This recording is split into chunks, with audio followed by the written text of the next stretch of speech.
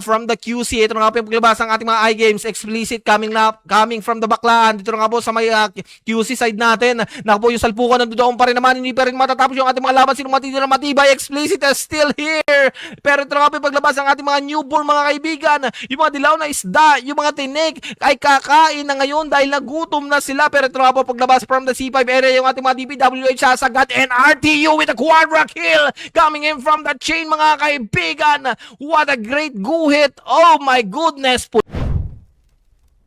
From the G3, ito nga po yung ating mga explicit dahil diretso, pero doon sa may QC area natin, nag-aabang yung mga miyembro ng ating mga newborn mga kaibigan. Ito nga po yung pagsalpak nila. Now po, yung ating mga explicit ay kukuha ng mga kills against the other guilds and the newborn still remain standing. Okay, sa may lower hydro natin, ito nga po yung pagbaba na rin ng ating mga sukarap mga kaibigan. Nakita yung mga iGames natin together with the guild. Ito nga po ang ating mga badborn, pero from the mid lane, explicit and nandoon na rin naman from the lower nook natin. Lalabas yung mga miyembro nito nga po mga DPWH, pero doon sa may likuran nila, nandoon yung ating mga syndicate na kipagsalpukan. Supremacy ay nandito na rin naman.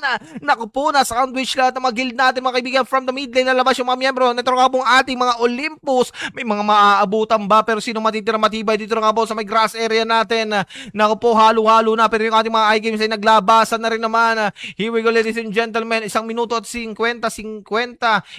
segundo ay magkakaroon na naman tayo ng another takedown dito na nga po sa ating TH. But right now, ito na nga po salpukan. Yung mga miyembro ng ating mga iGames, yung ating mga explicit ay naglalaban. DPWH ay nandito pa rin naman. Ako, ang ganda ng pwesto ng mga FS ninyo. Nasa may bandang likuran. Free kill sila roon mga kaibigan. Pero ang kailangan nyo lang ay kumuha ng kill. Si Leia na lang natitira pero natisod. Tingnan natin. Ooh, Lex with the quadra kill coming in from that dimension illusion and another quadra kill coming in from that Kalmado from Taishi Wave mga kaibigan. Baduday with the triple kill. Vlad with a quadra kill coming in from the slow. Pero ito nga po sa may lower nook natin mga kaibigan ng salpukan. Yung ating mga syndicate ay bababa. Oy, Kalmado with another Taishi Wave and Kila with the double kill from the Cyclone Slash. And mga kaibigan, ito nga po yung ating XX makakuha ng double kill come from that DOD.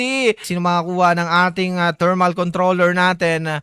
Atras abante lang muna na sa may bandang tulay area yung mga miyembro. Neto nga pong ating mga newborn pero sumalpak na yung ating mga iGames. Sila ay kukuha na yata. Bumaba na rin naman dito yung mga miyembro. Neto nga pong ating mga newborn pero sabi paling lang muna. Antay-antay lang. 14 seconds remaining. Ito na nga yung paglabas. Who will gonna secure this other thermal controller? This is holding by the side ng ating mga newborn mga kaibigan. Pero ito nga po salpukan. 6 seconds remaining. Who will gonna get this one? And the DPWH will gonna handle this one mga kaibigan. Pero sino makakuha? And that will be on to the side pa rin ng ating mga DPWH mga kaibigan.